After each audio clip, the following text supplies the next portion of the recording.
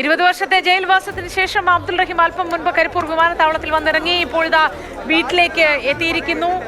ഏറെ നാളത്തെ കാത്തിരിപ്പിനൊടുവിൽ സ്വീകരിക്കാൻ അവിടെ ജനസാഗരം തന്നെ തയ്യാറാണ്. എല്ലാ സജ്ജീകരണങ്ങളുമുണ്ട്.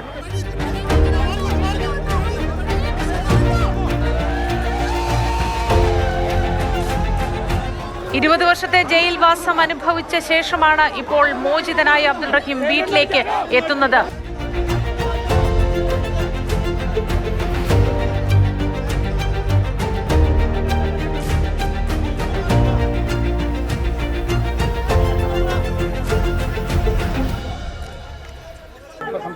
ആദ്യമായി ലോകരക്ഷിതാവിനെ സ്തുതിച്ചുകൊണ്ട് ലോക മലയാളികൾക്കും എൻ്റെ നാട്ടുകാർക്കും വിദേശത്തുള്ള മലയാളികൾക്കും സുഹൃത്തുക്കൾക്കും സഹായിച്ച എല്ലാ വ്യക്തികൾക്കും പ്രാർത്ഥിച്ചവർക്കും മാധ്യമങ്ങൾക്കും കമ്മിറ്റി അംഗങ്ങൾക്കും നിയമസഹായ കമ്മിറ്റി അംഗങ്ങൾക്കും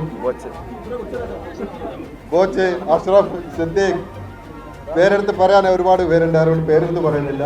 റിയാദ് എംബസിയിലെ മലയാളിയായ സിദ്ദീഖും യൂസുഫ്, അദ്ദേഹത്തിൻ്റെ മകൻ സവാദും, പിന്നെ റിയാദിലെ നിയമസഹായ കമ്മിറ്റികളും നാട്ടിലെ നിയമസഹായ കമ്മിറ്റികളും എൻ്റെ നാട്ടുകാരും സുഹൃത്തുക്കളും എല്ലാ ലോക മലയാളികൾക്കും വളരെ വളരെ നന്ദി അറിയിക്കുന്നു. ഈദ് മുബാറക് ആശംസിക്കുന്നു.